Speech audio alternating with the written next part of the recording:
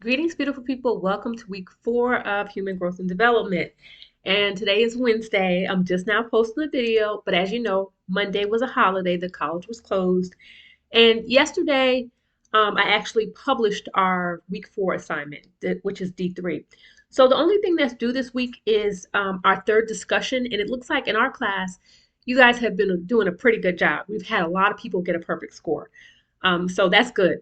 For those of you who haven't gotten a perfect score or who are, if you're missing a few points, I'll tell you right now, it's probably because your response either has a bunch of mechanical and grammatical errors or it's just not substantive. So if you're not giving actual quality information, then, you're going to lose some points. And even if your first post is stellar and it's spectacular, and I'm like, look at that. But then your replies to peers are like, good job. I like what you said. That's not that's not a perfect post. Ideally, you want to do both your initial post and your response to peers in a way that's substantive. Think of it as a learning community, and this is your chance to contribute to the learning community. The other things that are technically still available to, for you to earn points this week are D2 and the group charter.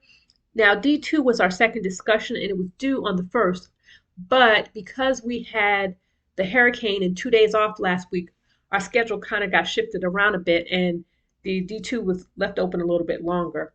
Also, the group charter, which was technically due on the 3rd of September, like I said, due to the hurricane, uh, things got moved around and that charter is still available.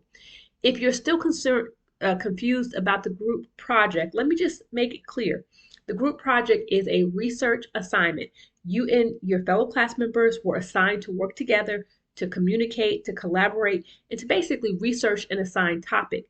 But the topic that you were assigned isn't set in stone. Basically, I gave you a broad topic, and it's up to you and the group to narrow that topic down, to play with it, massage it, figure out something that is interesting and that you can do. You can research and share with the class within our allotted time. So if you were given something like centenarians, which a centenarian is someone who lives to be 100 years of age, you would then narrow that topic to something that's reasonable, like focusing on a particular blue zone, an area where there's a high concentration of centenarians. Or you could say, what does it take to be a centenarian? And you could focus on, the skills or the characteristics that most centenarians have. You could compare and contrast the centenarians to the super centenarians, people who live to be beyond 110. Um, so it's up to the group to play with it, and see what you want to do. Take whatever topic you've been assigned and massage it, change it around, and do something that works for everybody in the group. If you have members that have not been contributing, well, this charter will be the first assignment of many, and the charter is a chance for you to see who's doing what. So if someone doesn't contribute, leave their name off the charter. They'll get a 0, and that will get their attention. Now, it might seem a little harsh, but 10 points is not that much considering we have 600 total points in the class. So them missing these 10 points is just kind of like a little sprinkle, a little like, hey, this is a real thing. Um, if you have questions, comments, compliments, or concerns, I'm here for you.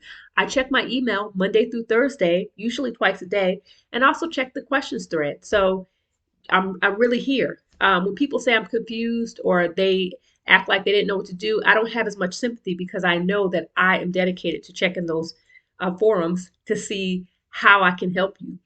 Um, the content this week is we're moving away from prenatal development into infancy in the first 2 years of life. This is fantastic, exciting. As a mother, I have to say, this stage of life is just where kids are really adorable, but they're also, they require a lot of energy, a lot of attention. So hopefully you're reading about all that stuff in your textbook. And I've made a couple of content videos, but um, I try to share other videos that are made by researchers that I think are beneficial to you. But I can always jump in and do a video if you think that would help. I'm open to suggestions. Okay, the video's at 4 minutes, so I want to cut it off before we get to 5 minutes. So that's it. I tout à l'heure.